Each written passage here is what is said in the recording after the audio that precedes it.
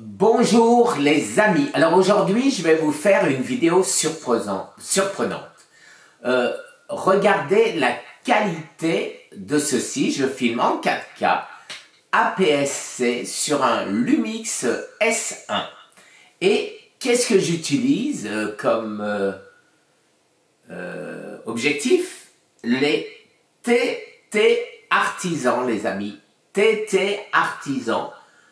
Une qualité irréprochable de fabrication et c'est des optiques idéales de studio. Pourquoi? Parce qu'elles sont entièrement manuelles.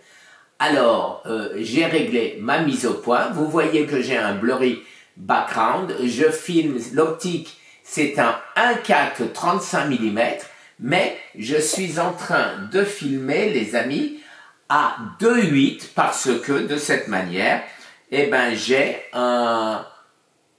une mise au point donc suffisamment grande. Alors j'ai deux optiques de TT Artisan, le 50 mm f1.2 et le 35 mm f1.4 les amis. Alors ces deux optiques sont ridiculement bon marché puisque toutes les deux valent, tenez-vous bien, en dessous de 100 $, 98 $ pour le 50 mm f1.2 et 78 $ pour le 35 mm f1.4.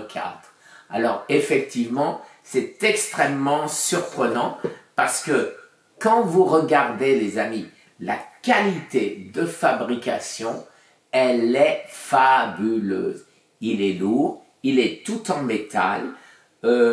Les clics sont réguliers et très smooth, doux. La mise au point, j'en parle même pas. Écoutez, la qualité est, j'irais dire, au moins équivalente, si ce n'est supérieure, à des optiques très chères, des Sony JM, des Sigma Art, etc. Alors, par contre, effectivement, ils sont manuels. Mais quand vous avez réglé correctement votre appareil, vous voyez, et là, toujours je fais l'erreur, je regarde mon écran de contrôle au lieu de regarder mon objectif. Mais quand vous avez réglé correctement votre appareil, ce n'est pas un problème. Pourquoi? Parce que, qu'est-ce qu'on cherche? Un blurry background. Et bien donc, le blurry background, et ben même à 2.8, j'aurais pu même monter plus, pour avoir ma mise au point sur l'avant. Vous voyez, là maintenant, ma main est floue, bien sûr, mon objectif sera flou, mais si j'ai envie que ce soit net, et ben il suffit que je règle ma mise au point avec le minimum sur ma tête et jusqu'ici. Donc alors je vais peut-être me mettre à 4, mais je vais conserver mon blurry background. Voilà, donc je peux régler ma zone de mise au point. Une fois après avoir mis, par exemple, allez, je vais vous simplifier la vie. Vous mettez une optique automatique. Qu'est-ce que l'optique va vous dire? Qu'est-ce que l'appareil va vous dire? Qu'il vous faut, par exemple, ISO 100. Vous mettez 24 images secondes, donc il vous met 50, 1/50 de seconde, et il va vous dire qu'il vous faut f2. Eh bien, vous changez, vous mettez les mêmes réglages sur votre optique automatique, voilà. Vous mettez les mêmes réglages que vous a donné l'optique automatique sur cette optique manuelle. Et voilà, et c'est fait.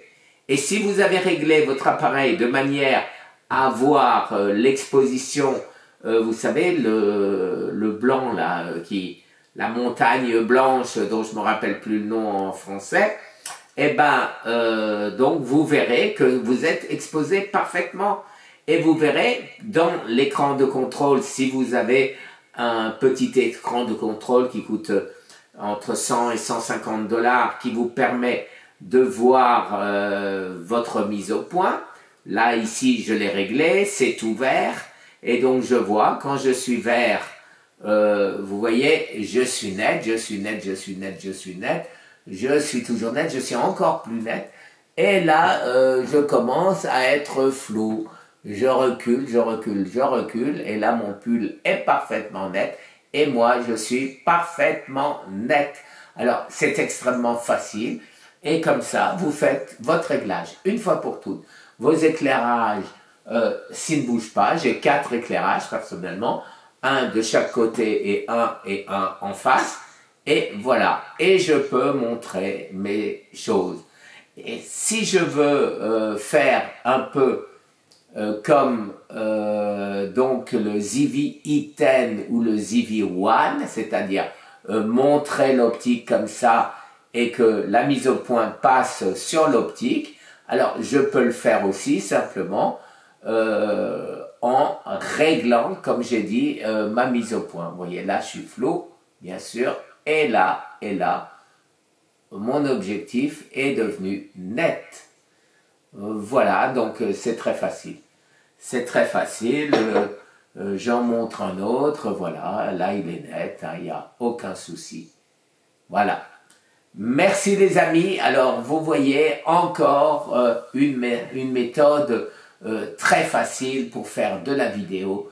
Très bon marché. Là, j'utilise un appareil qui est relativement cher parce que récent et full frame, mais ça ne sert à rien.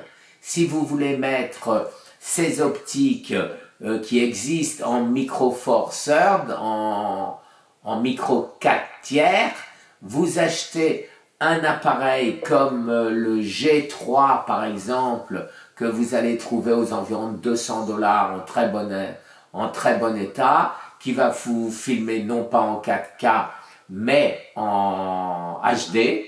Ou alors, vous allez mettre un G4, un G5, un G6, un G7, avec des prix tout à fait normaux, ou un Canon M50. Enfin, tous ces appareils largement en dessous de 500 $, les amis, avec l'optique, oui. Et vous avez du super 4K avec ce type d'appareil.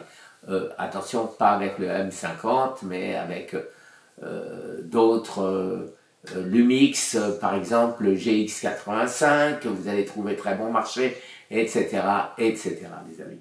Merci, très très bonne journée. Au revoir.